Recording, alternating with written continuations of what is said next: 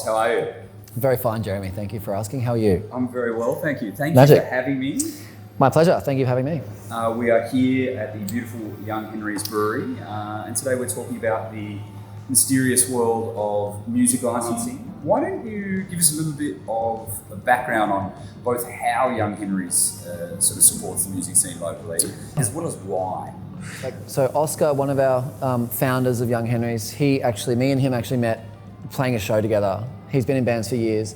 So when he started Young Henry's, I think it was a really important sort of thing to put back into the music community with his sort of new venture. So anywhere from just giving bands like cases for their rider, all the way up to, you know, being the major sponsor of South by Southwest. Like everything from literally small touring bands so they can have a beer, up to sponsoring major festivals and everything in between.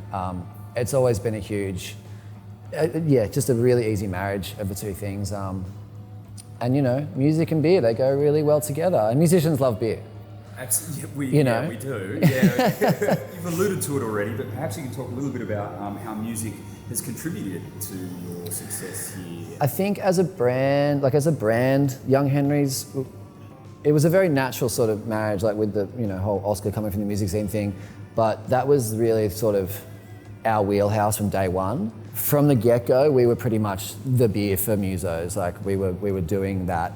And I think that sort of comes across, the other way. Like we've supported the music industry, and then therefore, a lot of those venues would start reaching out to us and be like, "We saw what you did with this. Do you want to curate some shows?" And then it just sort of snowballs from there. So it's a very sort of symbiotic relationship. You know.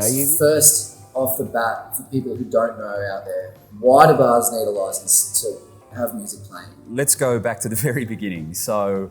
I don't get to talk about any of the fun stuff that you got to talk about.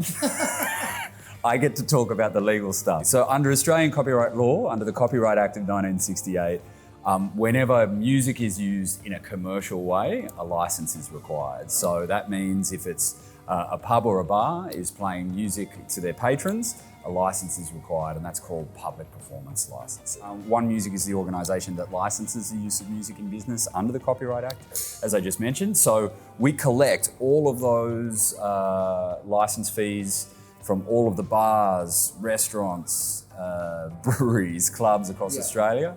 We pull that together and then we distribute that out to songwriters. When bars are just playing Spotify in their venue, for instance, do they need a license for that? Short answer is yes. We get asked this a lot. This is a very, very common question. You know, I pay for a Spotify account. Why do I need to pay for a license as well? It sort of says in Spotify's terms and conditions that it's for personal use only. So whenever, and outside of that as well, whenever music is played in public, a license is required. Yeah. That's all the legal side of it and requirements and stuff like that. But, why is it good for venues to do this anyway? Yeah, not only is it a legal requirement, but I think you're right. I think there's a moral obligation there. I think it's about respect, right? Sure. When I come into Young Henry's, I respect that the work is done, respect the work that you guys do, and I pay for my beer understanding that. It's the exact same concept with paying musicians. If I'm a venue and I'm wanting to acquire a license to play music live or otherwise, how do I do that? Jump on our website, onemusic.com.au, and there's plenty of ways to get in contact with us through there, email, chat, phone number as well. Jump online, get in contact.